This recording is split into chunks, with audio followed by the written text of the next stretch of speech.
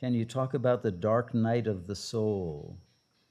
And he goes into the fact that it arose as grief from a breakup of someone who was supposedly my twin flame, and the next few months was a horror show of grief, and I wanted to kill myself, etc. But I then had to slow my life down, adopt a Zen approach, practice being present in everything I did, and it has helped, and now the mind is much quieter. Well, there's the answer to your question. You had to go through the dark night of the soul to get to the light. And so the dark is part of the light. You have to go through the darkness in order to appreciate the light. And that's why there have to be cycles of darkness and light. And we have to be able to know both and to recognize that both darkness and light pertain to our being, and not to have a judgment about them, but also not believe the narratives we have about what is unfolding in the dream field. So again, he said a key phrase: this person was supposedly my twin flame. But that concept is a fantasy. It's never the truth. There's no such thing as a twin flame.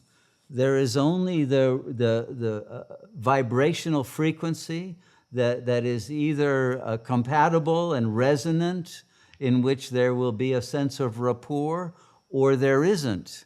But even if there is that rapport, it generally will not remain constant. And so when it's there, you're in love, and when it's not there, you fall out of love.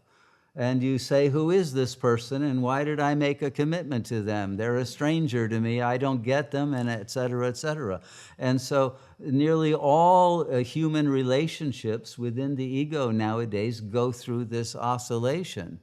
You know, he loves me not, you know.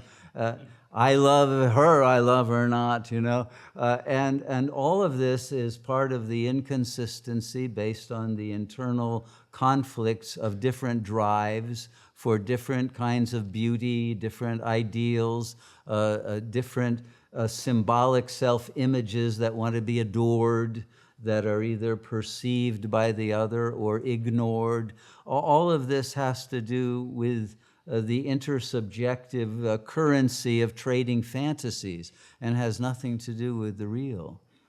But when there is a true connection in the real between souls who have become surrendered to the real, then that connection remains constant, because it is no longer based in the dream of the ego, but it is based in a reality that it transcends this plane, but can express itself in this plane. And that is what produces the reality of communion, and not otherwise, because otherwise it's a fantasy of connection that never lasts.